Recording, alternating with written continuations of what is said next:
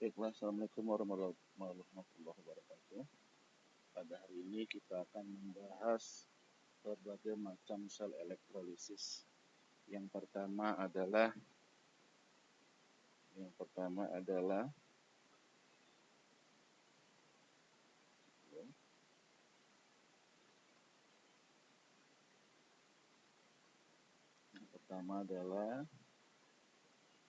sel elektrolisis bentuk larutan, ya. Sel elektrolisis bentuk larutan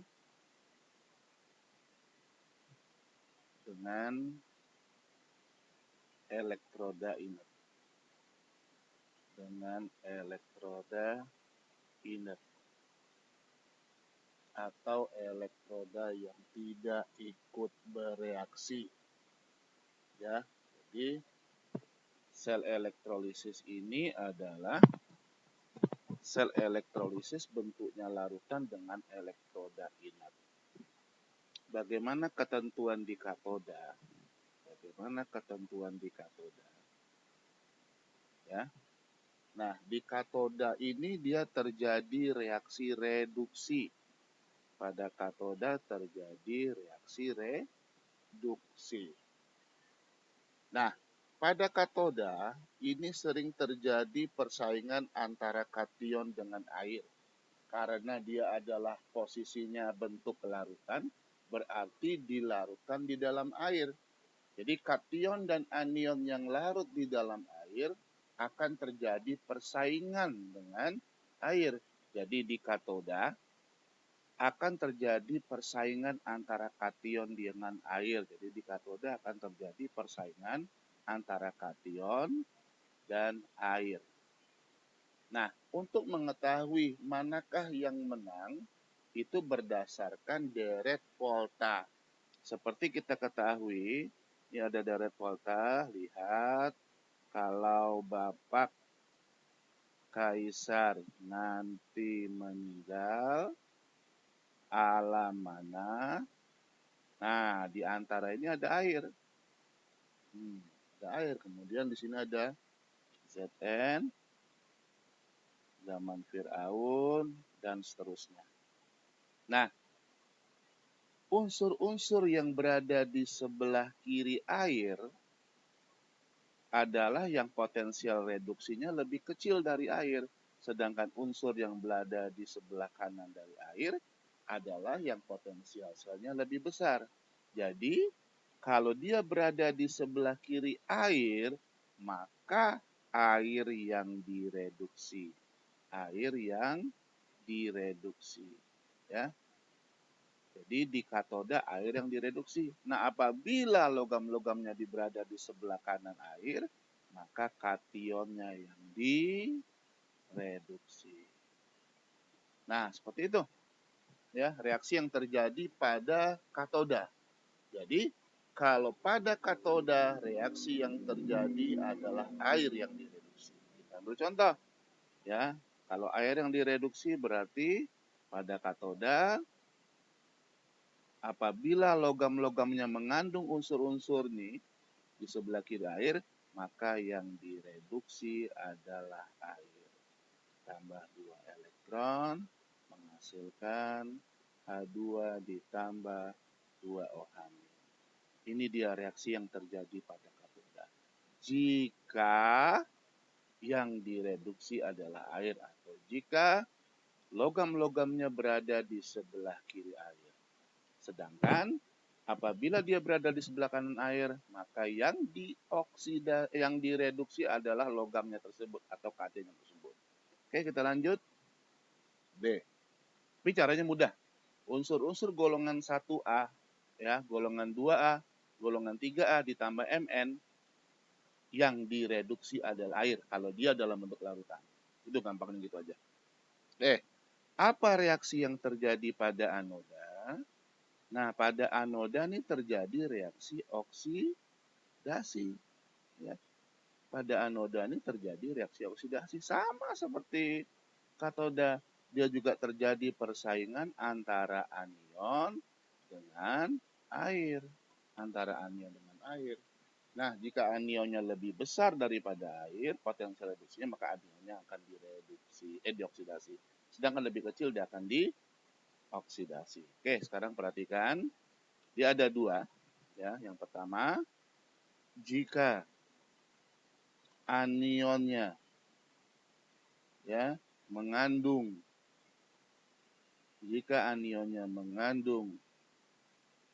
atom O atau sisa asam seperti CO3 2-, SO4 2-, PO4 3-, dan ClO3- dan lain-lain.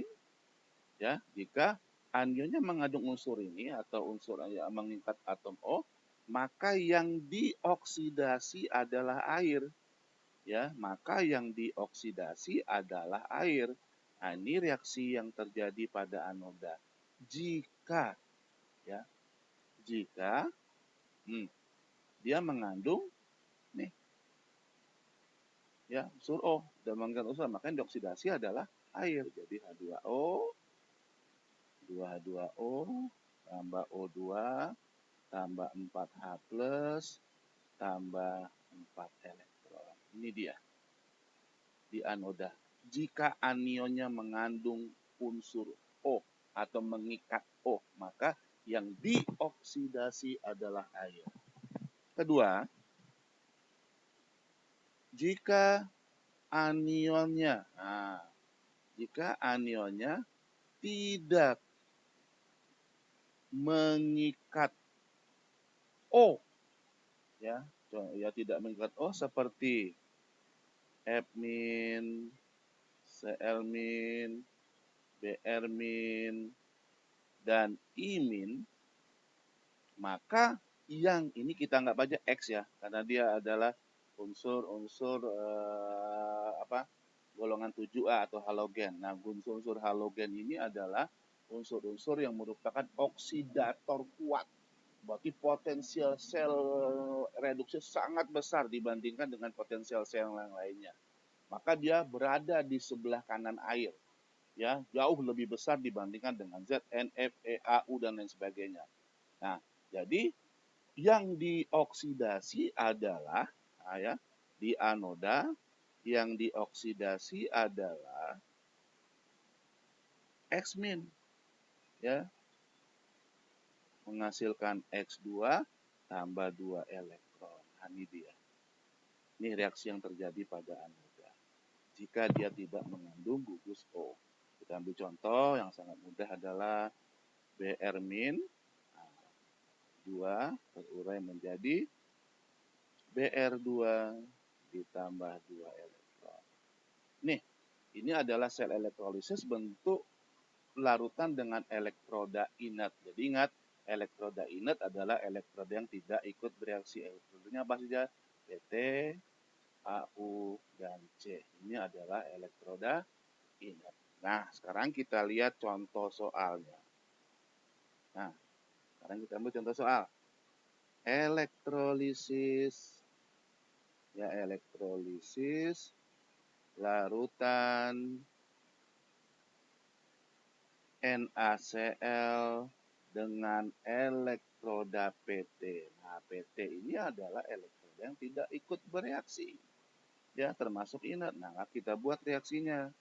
NaCl, aqueous ya.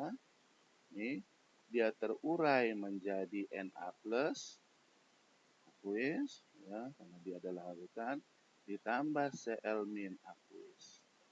Nah, ini adalah ion-ion yang terdapat di dalam larutan tersebut selain air ya. Nah, reaksi apa yang terjadi pada katoda? Kita buat reaksi yang terjadi pada katoda dan reaksi yang terjadi pada anoda. Nah, baru kita bahas. Nah, karena dia larutan, ya, berarti ada air di dalam tersebut. Nah, Na kita sudah sepakati tadi, Na berada di sebelah kiri air atau potensial reduksi Na lebih kecil daripada air.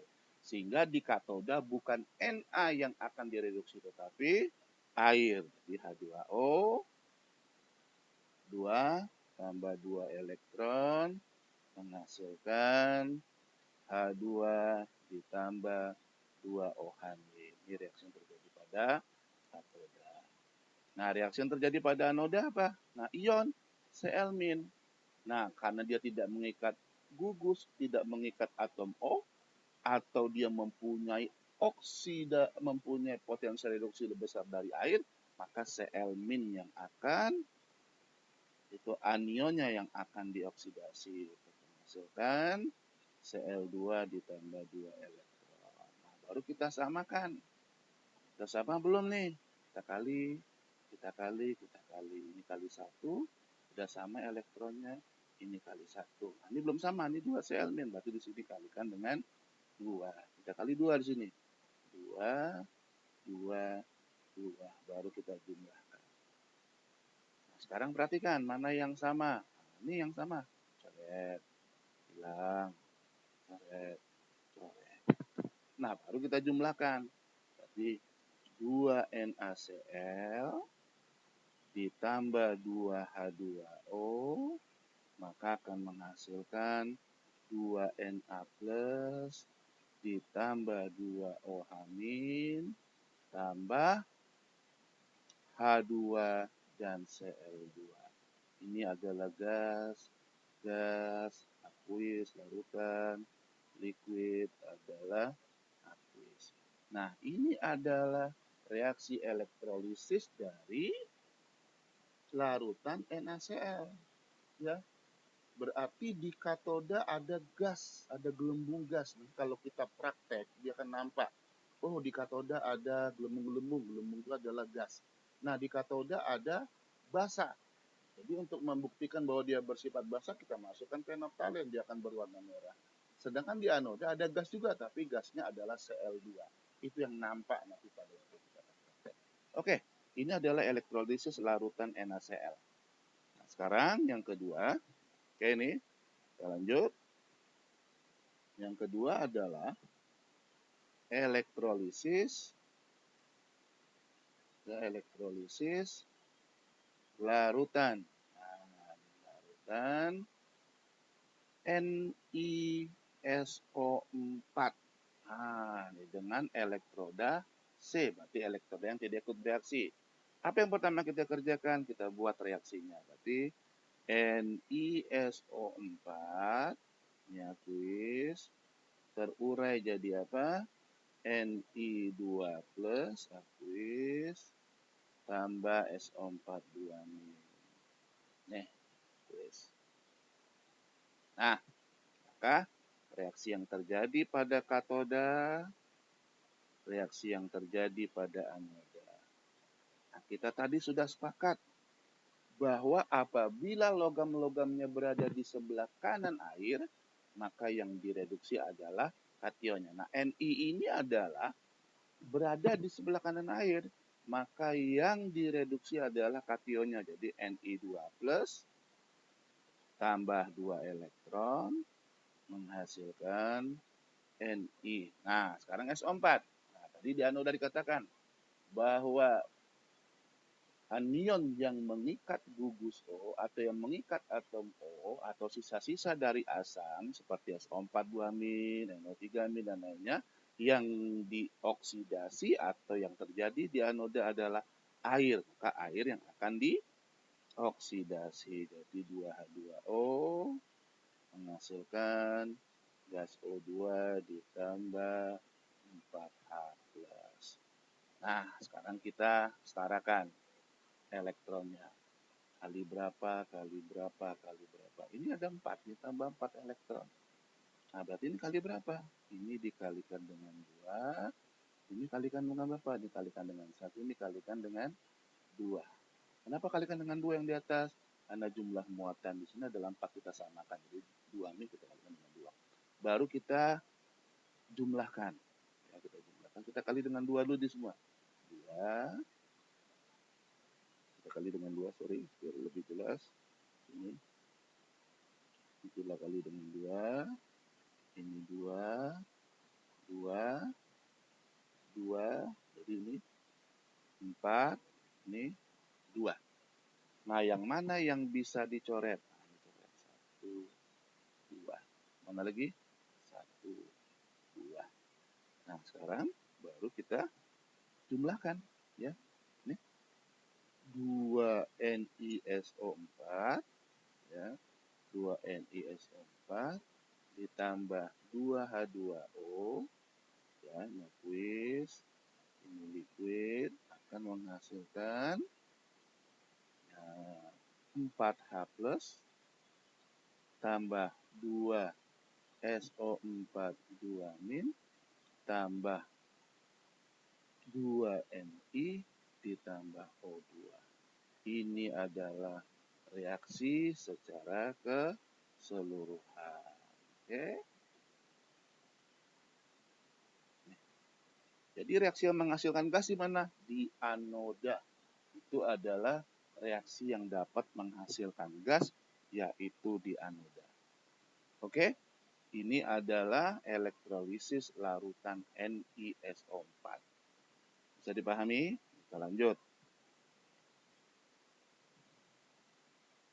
Yang terakhir, yang ketiga, elektrolisis ya, elektrolisis larutan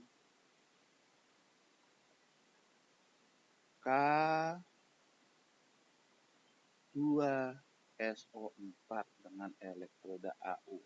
Elektroda yang tidak bereaksi sama kita kerjakan.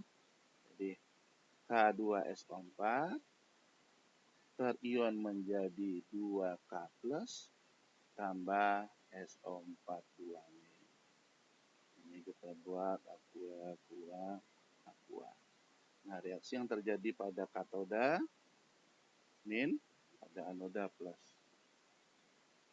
Nah, ingat tadi K berada di sebelah kiri H2O, makanya direduksi adalah air.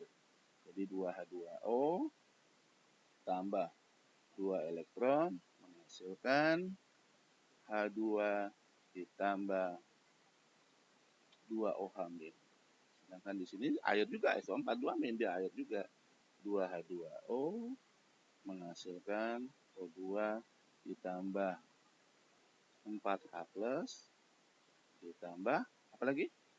Ditambah 4 elektron. Lalu kita kalikan. Ini kali 1, ini kali 2, dan ini kalikan dengan 2 supaya sama ya. Kita kalikan. Nah, berarti ini 2K2SO4. Kita kalikan. Nih, di sini berapa? 2. Nah, di sini berapa jadinya? 4.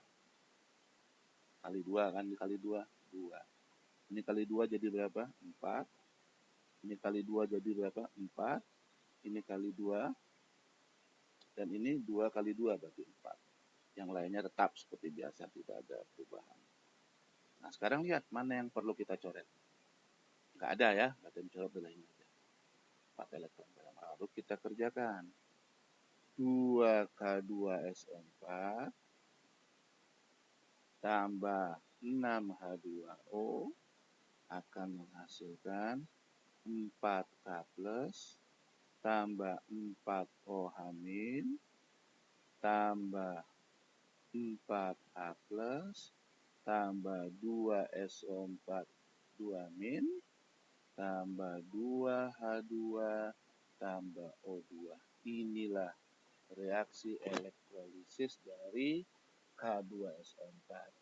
Nah, demikianlah ini adalah reaksi elektrolisis dari bentuk sel larutan dengan elektroda yang tidak ikut reaksi. Terima kasih, semoga bermanfaat. Assalamualaikum warahmatullahi wabarakatuh.